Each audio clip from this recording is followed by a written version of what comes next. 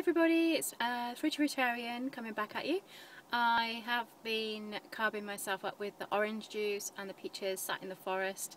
Can you see little baby? Here she is, there's little Autumn. I love it when she can get in on the shot as well. We've sat out in the forest for like 40 minutes just meditating and enjoying the surroundings. So I thought I'd add to the video today by talking about fats, as promised. I didn't upload when I thought I would do because I got a little bit busy and didn't have the time set aside to talk about fats to you. So as we're sat in here for a couple of minutes, let's talk about fat, baby.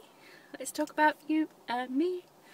I was always led to believe that we need to have a decent amount of fat in our diet in order for our brain to function properly and our body to be healthy. So one of the big learnings for me coming into the high carb, low fat lifestyle has been how detrimental overt fats are for our body, and in fact how we can thrive much better when we lower our fat intake to below, preferably below 10%. Some days we might need a little bit more and push it up to 15%, but pretty much that will be the highest level. And maybe only every now and again we go up to that amount. So what is it that we've been lied to about with all these oils and fat-rich foods that we are kind of addicted to in our lifestyle, that, you know, it's caused us to have an epidemic of obesity, diabetes, heart disease, cancers, you name it really. High fat and high protein diets are one of the main culprits. For me, fats actually stop, that's my understanding, fats actually stop us absorbing the nutrients from our carbohydrate rich foods by coating the cells with extra fat that prevents the uptake of carbohydrates into the cell, which then stops the cell functioning, which then causes stresses and illnesses and you name it. Now our cells do need fat because their membrane around them is fat, but it's when we add and add more and more fat into the diet that this cell membrane gets thickened and toughened, and it causes more resistance in the cell for the uptake of, you know, getting the nutrients into the cell.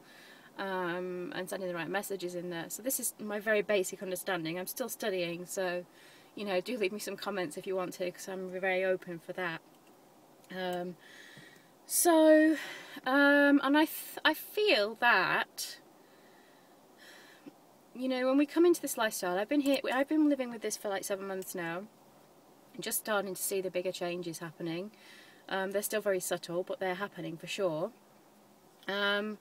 I think when we've had a high-fat diet, it can really take time for us to offload and strip away the build-up in our body and in our cells, surround our cells, and rebuild and renew our cells, so that the new cells that we're building at the moment, when we're eating appropriately a low-fat, high-carbohydrate, low-protein lifestyle, you know, it's the new cells that are going to be the ones that are functioning as they should, and they're going to be coming in and replacing the older cells as they you know, become waste, and then the waste is excreted out of the body. And I think maybe, this is what I'm being told right now, I've got peach stuff stuck in my teeth,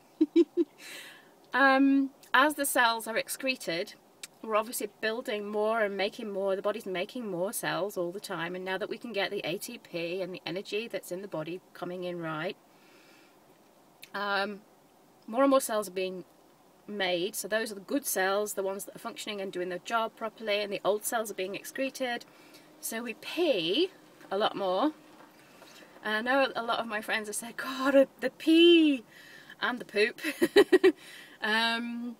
I mean, I just pee, you know, I just pee all the time. Not right now. I've just been for one in the little toilet. So you do pee more because you're excreting, and you poop more because you're excreting, But then the body's going, yay, all these new cells, they're getting jiggy and you know, doing their job, and this is why we're starting to feel fantastic. And yeah, so that's kind of like my basic biology. Oh, I hope you like that one. Oh God, so we do need to beep and boop more. So don't fear the bee and the boo, and don't fear the carbs. That's a t-shirt I'm coming up with. Yay, don't fear the carbs. Yeah, so building up the new cells, yeah? And that takes time, and it takes time for the body to replenish itself and trust us and start working and enjoying life, and we start to see these little subtle changes coming along at the same time.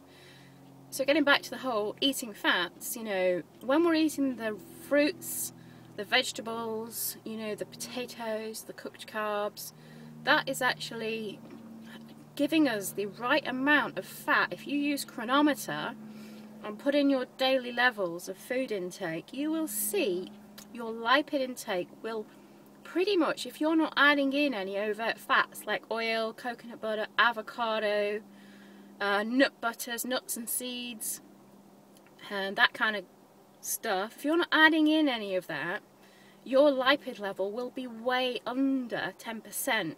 I pretty much can guarantee that, because I've watched myself when I'm using chronometer, excuse me, orange juice, my lipid levels are way below 10%. They're usually around 7 to 8. And even if I add in, you know, something like a 1/4 cup of soaked sunflower seeds that I will then make like a wild green pesto with, to go with the spuddies at the end of the day, because that's, if I'm going to add in any fat, that is when we do it. We do it with the cooked carbs or a salad at night, and have a tiny little bit of overt fat intake, such as, you know, like I say, a small amount of nut butter or seeds or whatever that I make a dressing or a sauce maybe.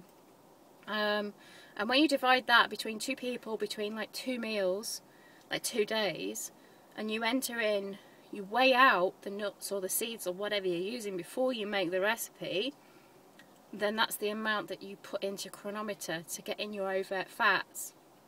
And I can pretty much say, unless I really have like nut butter or something like that, my lipid levels never have really exceeded 12%. Okay, and that's on a real, that's a day when my body's saying, God, we need some more fat. Whether it's been because I've been stressed or, you know, anxious. It's usually an emotional trigger that makes me step into demanding fat. And that's probably an old pattern as well. So those are my thoughts on fats at the moment. Obviously there'll be more coming out, but I haven't scripted this, it's just come out blah at you. So there you go, let's share some more about fats with each other. And so I'm going to start driving in a minute. I'm going to go to another nice spot now for the next hour.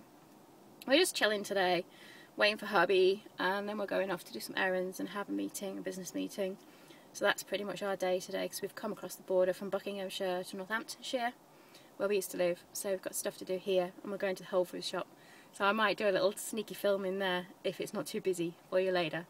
Alright, so thanks for listening. Please like this video, subscribe to my channel if you like, and check out my other links that are on the welcome page on YouTube. But thank you very much, and have a great day. Mwah!